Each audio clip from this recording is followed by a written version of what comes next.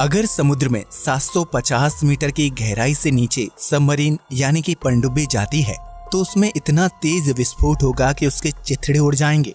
वहीं अगर एक नॉर्मल इंसान समुद्र में 1 किलोमीटर की गहराई से नीचे बिना ऑक्सीजन सिलेंडर के जाता है तो उसके लंग्स फट जाएंगे। वहीं अभी तक समुद्र की सबसे गहरी ज्ञात जगह चैलेंजर डीप है, जो लगभग 11 किलोमीटर की गहराई में है, जहां अब तक 8 लोग जा चुके हैं और जिंदा वापस आ चुके हैं। जबकि इतनी गहराई में किसी इंसान या मशीन का जाना जानलेवा साबित हो सकता है।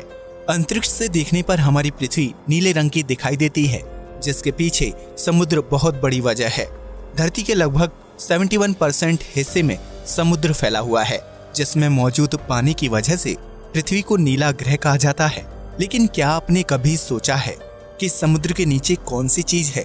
यहाँ हम समुद्र के अंदर नहीं बल्कि समुद्र के नीचे मौजूद चीज का पता लगाने की बात कर रहे हैं। समुद्र के नीचे क्या है? इस सवाल का जवाब जानने से पहले ये जानना जरूरी है कि समुद्र की गहराई कितनी है और यहाँ क्या कुछ गतिविधियां होती हैं। तो आइए शुरू करते हैं ये मजेदार वीडियो।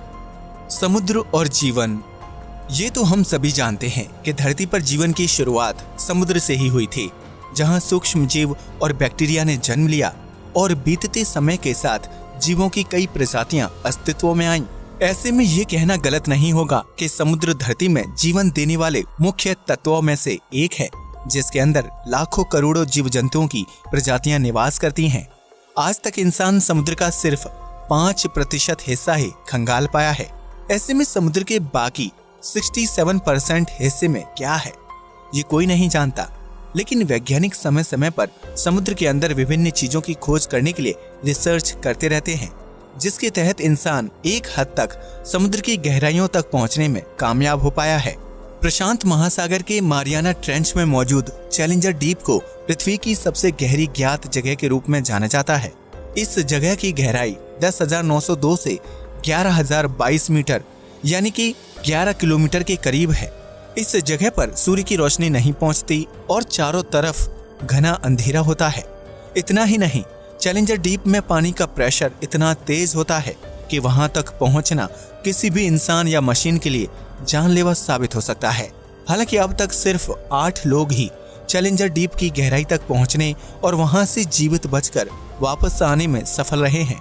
लेकिन समुद्र की गहराई और उसके नीचे मौजूद चीजों का अंदाजा सिर्फ चैलेंजर डीप से ही नहीं लगाया जा सकता, क्योंकि इस समुद्र में सैकड़ों राज दफन हैं। समुद्र की गहराई। अगर आप समुद्र की गहराई को अच्छी तरह से समझना और देखना चाहते हैं तो उसके लिए शुरू से शुरुआत करनी होगी। यानी चैलेंजर डीप तक पहुंचने से पहले हमें ये जानना होगा कि समुद्र में 1 किलोमीटर से लेकर 10 किलोमीटर की दूरी तक क्या क्या घटनाएं घटित होती हैं और इससे समुद्री जीवों पर क्या असर पड़ता है। अगर आप समुद्र में 1 किलोमीटर की गहराई में जाएंगे तो एक सामान्य इंसान बिना ऑक्सीजन सिलेंडर के इस गहराई तक भी तैर नहीं पाएगा। एक इंसान ज्यादा से ज्यादा 800 फीट की गहराई तक की तैराकी कर सकता है। उससे नीचे जाने पर उसे सांस संबंधी समस्याएं होने लगती हैं। समुद्र में 1 किलोमीटर की गहराई पर जाने से इंसान को बेहद तेज वाटर प्रेशर का सामना करना पड़ेगा, जिसकी वजह से उसके फेफड़े भी फट सकते हैं। हालांकि जलीय जीवों के लिए यह प्रेशर बिल्कुल भी जानलेवा नहीं होता है।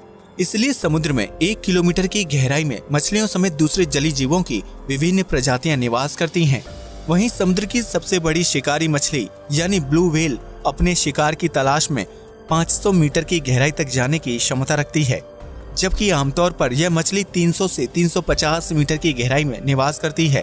अगर आप इससे आगे समुद्र की गहराई में जाते हैं तो आपको 750 मीटर की गहराई में पनडुब्बियां नजर आएंगी।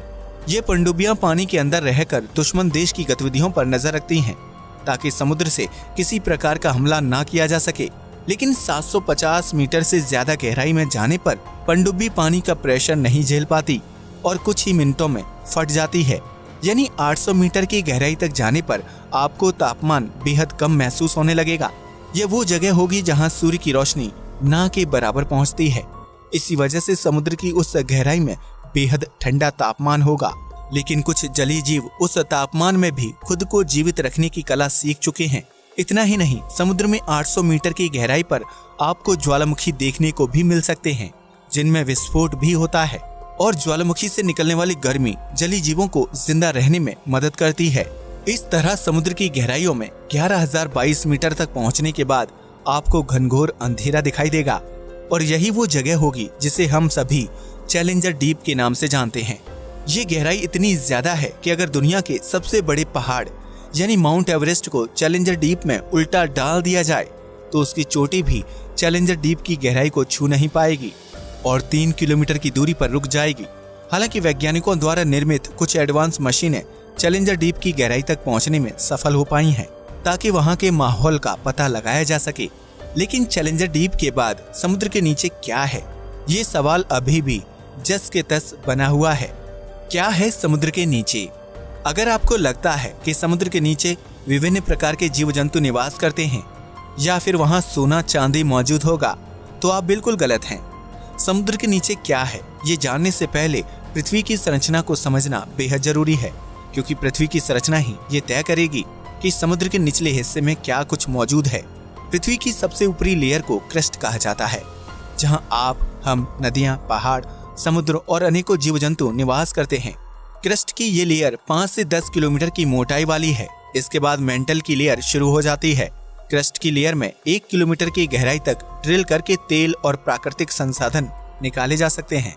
हालांकि लगातार होती खुदाई की वजह से आधुनिक समय में प्राकृतिक संसाधन और तेल 1 किलोमीटर के बजाय 2 किलोमीटर की गहराई में प्राप्त होते हैं। इसी तरह समुद्र की गहराई में रहने वाले जीव जब मर जाते हैं तो उनकी बॉडी सालों साल तक पानी में डिकम्पोज होती है और आखिर में कच्चे तेल में तब्दील हो जाती है। लेकिन इसका मतलब ये नहीं है कि समुद्र के नीचे कच्चा तेल मौजूद है, क्योंकि डिकम्पोज की प्रक्रिया सालों साल चलती है। ऐसे में इतनी ज्यादा मात्रा में तेल का निर्माण तो संभव नहीं है। फिर समुद्र के नीचे क्या है? असल में समुद्र के नीचे भी पानी ही पानी मौजूद है, लेकिन ये पानी समुद्र से नहीं आता है। पृथ्वी की संरचना और यहाँ जीवन की शुरुआत होने से पहले वातावरण तैयार हुआ और मौसमी चक्र की शुरुआत हुई, जिसके परिणाम स्वरूप धरती पर सालों साल तक बरसात होती रही। आसमान से बरसते इस पानी को पृथ्वी के जमीनी हिस्से ने काफी गहराई तक सोख लिया। वहीं बरसात का कुछ पानी नदियों और झरनों में मिलकर सीधा समुद्र में चला जाता था। जमीन द्वारा सोखे गए पानी को पहले कुएं, हैंडपंप की मदद से इंसान द्वारा निकाला गया, जबकि अब बोरवेल की मदद से जमीनी पानी को बाहर निकालकर इस्तेमाल किया जा रहा है। हालांकि पृथ्वी पर इंसान का इतिहास ज्यादा पुराना नहीं है, जबकि धरती पर करोड़ों साल तक बरसात होती रही। ऐसे में सवाल खड़ा होता है कि आखिर इतने सालों तक पृथ्वी पर बरसने वाला पानी कहाँ गया? तो इसका जवाब है समुद्र के नीचे। जी हाँ, आपने बिल्कुल सही सुना। समुद्र के नीचे कुछ और नहीं बल्कि सालों साल से इकट्ठा हुआ बरसात का पानी मौजूद है। आसमान से बरसा ये पानी जमीन के अंदर समुद्र के नीचे बराबर मात्रा में फैला हुआ है और सालों से स्टोर है। करोड़ों साल तक चले जल चक्र के कारण ये पानी क्रस्ट के नीचे और मेंटल के ऊपरी हिस्से में जाकर जमा हो गया। इन्हीं दो लेयर्स के बीच हमारा समुद्र भी मौजूद है। इसलिए ये कहा जा सकता है कि समुद्र के नीचे कुछ और नहीं बल्कि सालों पहले बरसात के जरिए धरती पर आने वाला पानी मौजूद है। समुद्र के नीचे बहती हैं नदियाँ। यह सुनने में थोड़ा अजीब और अविश्वसनीय लगता है कि समुद्र के नीचे भी पानी ही पानी मौजूद है, लेकिन इस थ्योरी को कई वैज्ञानिकों ने रिसर्च द्वारा सही साबित किया है। समुद्र के नीचे क्या है, इस बात का पता लगाने के लिए वैज्ञानिक कई साल से रिसर्च कर रहे थे, जिसके परिणाम स्वरूप सबसे पहले मैक्सिको के समुद्र के नीचे नदी की खोज की गई। वैज्ञानिकों ने इस नदी का नाम सिनोटे एंजेलिटा रखा, जो कहीं कहीं पर 115 फीट समुद्र के नीचे बहती है और उसका पानी ताजा नहीं बल्कि खारा है। इसी तरह ब्लैक सी के नीचे भी दुनिया की छठी सबसे बड़ी नदी मिली थी, जो 100 फीट नीचे समुद्र में बहती है। इस नदी की रफ्तार 6 किलोमीटर पर आवर है, जो हर बहाव के साथ 22,000 क्यूबिक मीटर पानी लेकर चलती है। वैज्ञानिकों का मानना है कि सालों साल से समुद्र के नीचे इकट्ठा इस जल को समुद्री लहरों और सूर्य के प्रकाश की वजह से गति मिलती है, जिसकी वजह से यह पानी नदियों में तब्दील हो जाता है। हालांकि वैज्ञानिकों का मानना है कि समुद्र के नीचे पानी सिर्फ एक जगह जमा या नदियों के रूप में ही नहीं है, बल्कि यह झरनों के रूप में भी हो सकता है। समुद्र के नीचे कैसे बहती हैं नदियाँ? वैज्ञानिकों ने जब इस बात का पता लगाया कि समुद्र के नीचे नदियाँ बहती हैं, तो उनके बहाव के पीछे की वजह जानने के लिए लोग उत्साहित होने लगे।